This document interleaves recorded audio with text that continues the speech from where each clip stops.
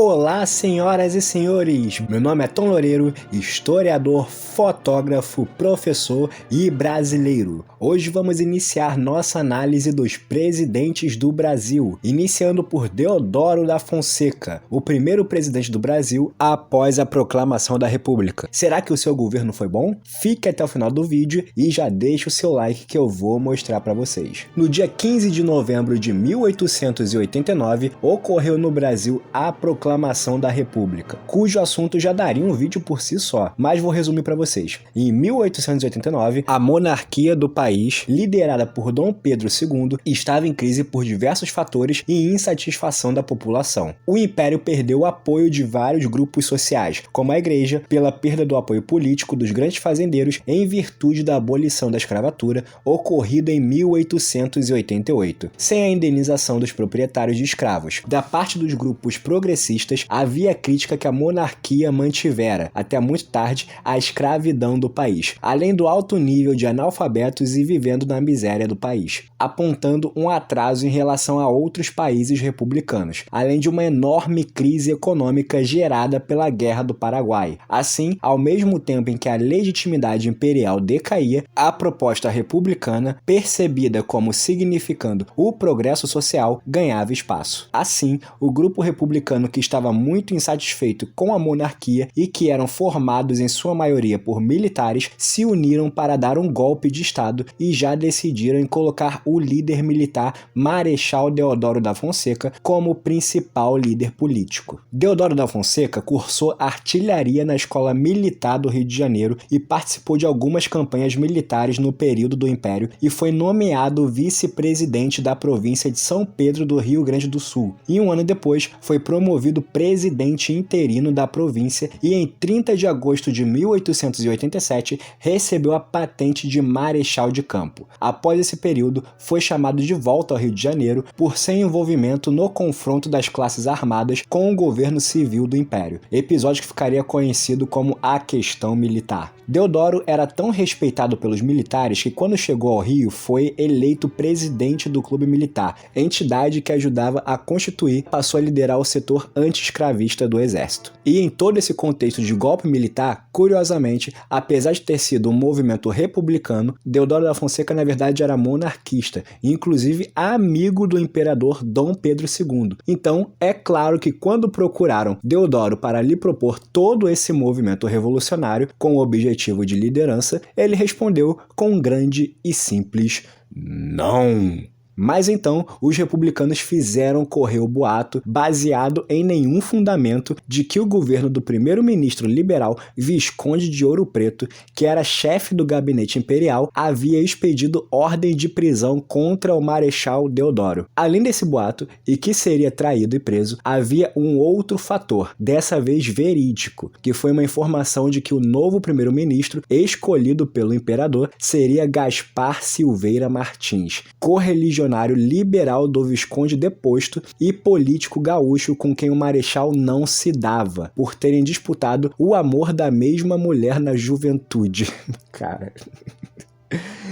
Com essas informações, Deodoro acabou se convencendo de que iria se opor ao governo imperial. O imperador se recusou a reagir militarmente para sufocar o golpe. Convencido de que seria preso pelo governo imperial, Deodoro saiu de sua residência ao amanhecer do dia 15 de novembro, atravessou o Campo de Santana e, do outro lado do parque, conclamou soldados do batalhão ali aquartelados, onde hoje se localiza o Palácio Duque de Caxias, a se rebelarem contra o governo. Oferecem um cavalo ao marechal, que nele montou e, segundo testemunhos, tirou o chapéu e proclamou "Viva a República!". Depois apeou, atravessou novamente o parque e voltou para sua residência para cuidar do seu problema de falta de ar. A manifestação prosseguiu com o desfile de tropas pela Rua Direita, a atual Rua 1º de Março, até o Paço Imperial. Os revoltosos ocuparam o quartel-general do Rio de Janeiro e depois o Ministério da Guerra. Depuseram o gabinete ministerial e prenderam o Visconde de Ouro Preto. que ainda tentou resistir à prisão. Então, na tarde do mesmo dia 15 de novembro, na Câmara Municipal do Rio de Janeiro, foi solenemente proclamada a República. No dia seguinte, o Major Frederico Solon de Sampaio Ribeiro entregou a Dom Pedro II uma comunicação, cientificando da proclamação da República e ordenando sua partida para a Europa, a fim de evitar conturbações políticas. A família imperial brasileira saiu do Brasil, foi embora e exilou-se na Europa, só lhe sendo permitida sua volta ao Brasil na década de 1920. Bem, tiveram ainda outros fatores e detalhes sobre a proclamação da República, então se inscreva no canal e comenta aí embaixo, pois com certeza se tiver muito comentário, muitos pedidos, será feito algum vídeo futuro só com os detalhes e bastidores da proclamação da República. Enfim,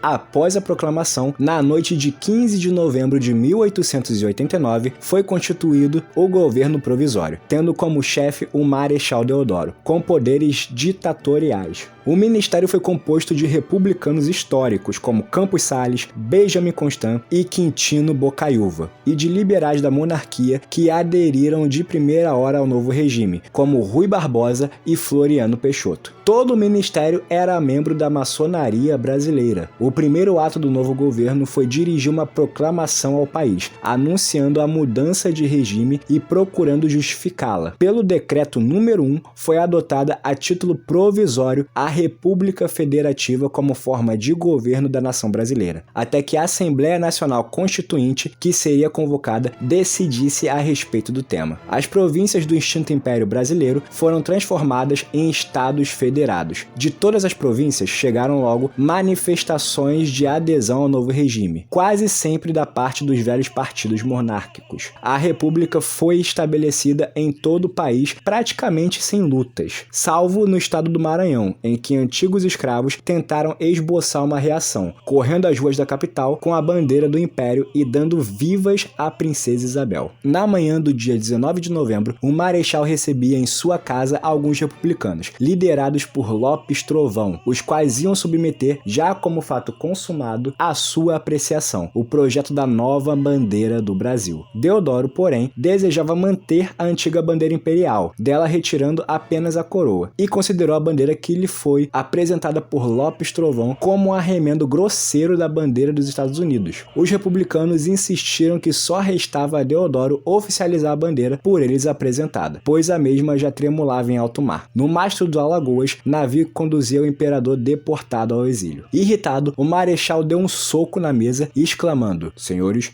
mudamos o regime, não a pátria.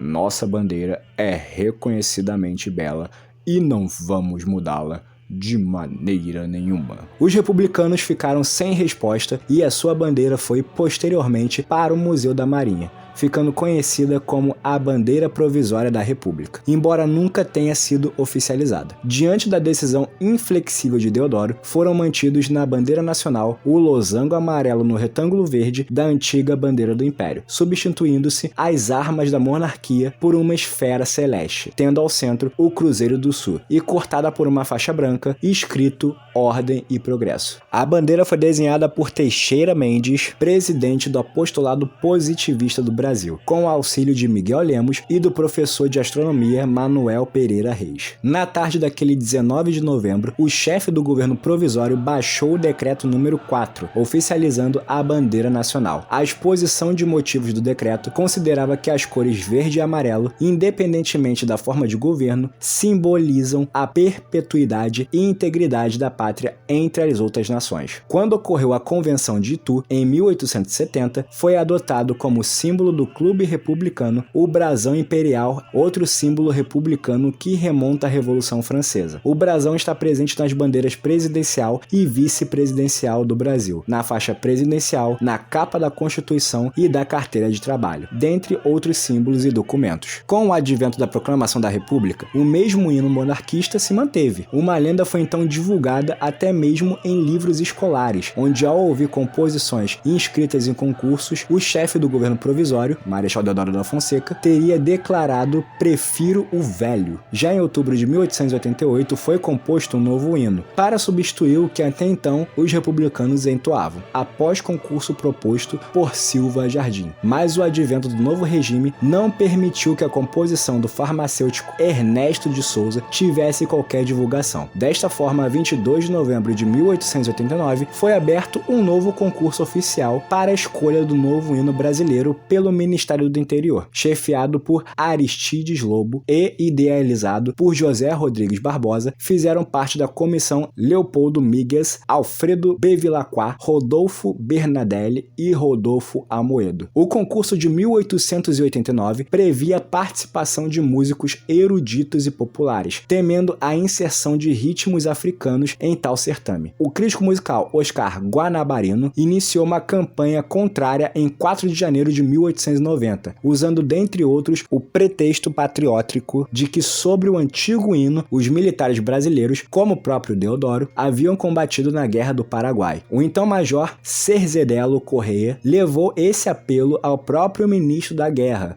Benjamin Constant, no dia 15 daquele mês, sendo então atendido, e o concurso previsto para ocorrer no dia 20 passou a ser para a escolha do hino da Proclamação da República, vencido por Leopoldo Migas. Isso foi consagrado no decreto número 171, de 20 de janeiro de 1890. O decreto fez com que o governo provisório oficializasse a música, mas não a letra, e sua execução se dava apenas por instrumentos. Mesmo essa execução, entretanto, ainda não possuía uniformidade, levando o compositor Alberto Nepomuceno a propor ao presidente Afonso Pena uma reforma do hino lá em 1906. Em 7 de janeiro de 1890, foi decretada a separação entre a Igreja e o Estado, por um decreto de Deodoro. O Brasil deixou de ser um país oficialmente católico, apesar do catolicismo ser professado por quase todo o povo brasileiro na época. Foi também extinto o padroado, ou seja, a intervenção do Estado nos assuntos da Igreja. Em 15 de janeiro de 1890, Deodoro foi aclamado pelas tropas generalíssimo da terra e mar, tornando-se assim o único oficial general de 6 estrelas no Brasil. Em 23 de janeiro do mesmo ano, foi institucionalizado o casamento civil, ficando sem efeitos jurídicos o matrimônio religioso. Também foi instituído o registro civil. Em 11 de outubro de 1890, foi promulgado o Código Penal dos Estados Unidos do Brasil, que acabava com a pena de morte, em tempo de paz no Brasil. Todos esses termos estavam na nova Constituição Brasileira de 1891, aderida no dia 24 de fevereiro. As disposições transitórias da Constituição de 1891 estabeleceram que a primeira eleição presidencial do Brasil seria feita por via indireta, ou seja, o primeiro presidente eleito no país seria escolhido por um colégio eleitoral formado pelos senadores e deputados da Assembleia Constituinte de 1890. As eleições ocorreram em 25 de fevereiro de 1891, um dia depois da promulgação da primeira Constituição da República. O Marechal Manuel Deodoro da Fonseca, proclamador da República e chefe do governo provisório, disputou a eleição, tendo o almirante Eduardo Vandenkolk como vice-presidente. O principal adversário foi o senador Prudente de Moraes, representando o Partido Republicano Paulista, que tinha o Marechal Floriano Vieira Peixoto como vice-presidente. Durante o governo de Deodoro da Fonseca foram abertas várias linhas de crédito para investimentos e em bolsas de valores. Aumentaram em muitos bancos emissores, ocasionando assim inflação e o fenômeno conhecido como moeda podre ou desvalorização monetária. Rui Barbosa foi o principal responsável pelo encilhamento. A má-fé emissiva de títulos privados foi um desastre, devido à leniência de nova lei bancária que permitia aos agentes emissores autorizados pelo governo agirem livremente, sem qualquer vigilância ou punição oficial. Tais emissões se davam quando uma empresa se lançava ao mercado de capitais sem sólidos fundamentos econômicos, e sempre que necessitava de mais dinheiro, simplesmente lançava novas subscrições. O investidor que não subscrevesse os novos lançamentos perdia os direitos à subscrição e ao que já havia pago anteriormente. Essa bolha econômica foi chamada de crise de encilhamento. Esse foi um fator para causar uma instabilidade política no governo de Deodoro da Fonseca. Durante o governo foi registrado um crescimento de 20,2% do PIB, a média de 10,1%. Deodoro da Fonseca assumiu com a inflação em 1,1% e entregou a 89,9%. A fase constitucional do governo de Deodoro da Fonseca foi de 25 de fevereiro a 3 de novembro de 1891, quando Deodoro sofreu um golpe de Estado. Havia naquele momento histórico um conflito entre os militares e os políticos civis. Os militares queriam se manter na política e eram favoráveis a uma centralização absoluta e a concentração do poder político, enquanto os civis desejavam a volta dos militares aos quartéis e lutavam por um governo descentralizado e federalista. Os republicanos de São Paulo apoiavam Floriano Peixoto, apesar das tendências centralizadoras deste. Devido ao apoio de São Paulo, os militares ficaram divididos e isso veio mais tarde a provocar a queda de Deodoro. Eleito pelo Congresso Nacional, indiretamente, Deodoro iniciou seu mandato sob forte tensão política. Tinha a oposição do Congresso e da população devido à crise econômica. Tal ato gerou violenta reação, fazendo com que,